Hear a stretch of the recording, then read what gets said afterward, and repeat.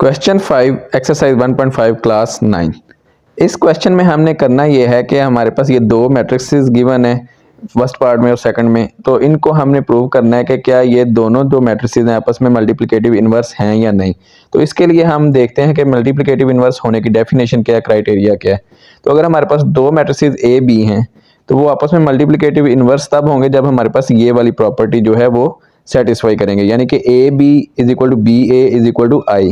इन दोनों को किसी भी डायरेक्शन में हम मल्टीप्लाई करेंगे तो हमारे पास आंसर जो है वो आइडेंटिटी मैट्रिक्स आएगा। So let's start with the first part. तो सबसे पहले हम जो क्या करते हैं, पहले पार्ट को सॉल्व करते हैं, तो उसके बाद हम दूसरे पार्ट को सॉल्व करेंगे। तो पहले पार्ट में हमारे पास क्या है, पहले हम मैट्रिक्स जो है ना, फर्स्ट जो मैट्रिक्स है वो लिख लेते हैं 3 5 4 एंड 7, और दूसरा मैट्रिक्स है हमारे पास 7 -5 -4 एंड 3, ये हो जाएगा इज इक्वल टू। अब यहाँ पे फर्स्ट जो रो है वो फर्स्ट कॉलम से मल्टीप्लाई होके हमारे पास 21 - 20 दे रही है।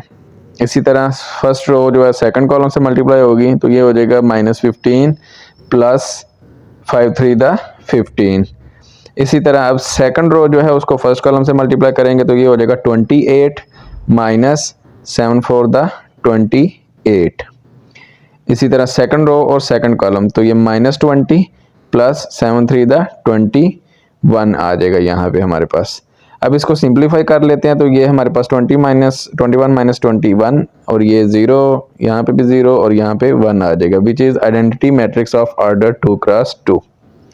ऑन दी अदर हैंड हम क्या करेंगे, अब सेकंड जो मैट्रिक्स है उसको पहले लिखेंगे और दूसरा जो फर्स्ट था उसको बाद में लिखेंगे, रिवर्स कर देंगे उनकी डायरेक्शन।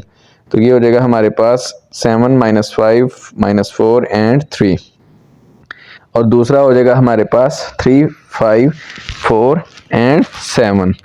अब इनको मल्टीप्लाई कर लेते हैं तो हमारे पास फर्स्ट रो और फर्स्ट कॉलम मल्टीप्लाई होके क्या आ जाएंगे, 7 3 21 -5 4 20, और इसी तरह फर्स्ट रो सेकंड कॉलम 35 7 5 35 -5 7 35।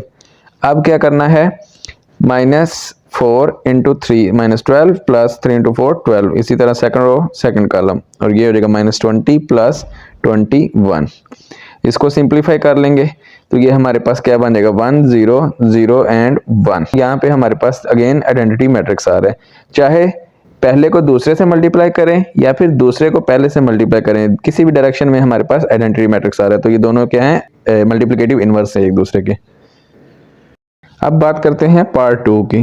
तो पार्ट 2 में भी हमारे पास जो है, पहले हम क्या करते हैं, फर्स्ट मैट्रिक्स जो है लिख लेते हैं 1 2 2 3, एंड सेकंड मैट्रिक्स हमारे पास है -3 2 एंड 2 एंड -1। तो यहाँ पे हम इनको मल्टीप्लाई कर लेते हैं। तो फर्स्ट रो फर्स्ट कॉलम हमारे पास मल्टीप्लाई होके क्या दे रहे हैं, 1 × -3 प्लस 2 × 2 4, और इसी तरह फर्स्ट रो सेकंड कॉलम ये हो जाएगा 2 -2।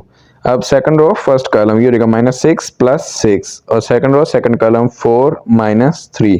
तो इसको सिंप्लीफाई हम कर लेते हैं। तो सिंप्लीफाई करने के बाद हमारे पास क्या आ रहा है, ये हो जाएगा -3 + 4 1, 2 - 2 0, 6 - 6 0 and 4 - 3 1, which is equal to identity matrix of 2 cross 2 order.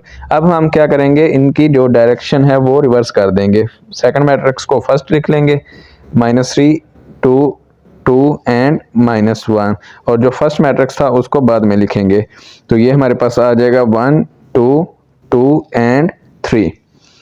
तो मल्टीप्लाई कर देंगे, हमारे पास first row first column -3 plus 4, first row second column हमारे पास क्या दे रहा है, -6 plus 6, and second row first column 2 1 2 -2, और ये आ जाएगा हमारे पास 4 -3। तो सिंप्लीफाई हमारे पास जब हम कर देंगे तो ये हो जाएगा 1 0 0 and 1, which is identity matrix of 2 cross 2 order. तो हम देख सकते हैं कि हमारे पास क्या हो जाएगा, दोनों डायरेक्शंस में मल्टीप्लाई करने से आइडेंटिटी मैट्रिक्स आ रहा है। तो ये दोनों मैट्रिसेस भी क्या हैं, आपस में एक दूसरे के मल्टीप्लिकेटिव इनवर्स हैं।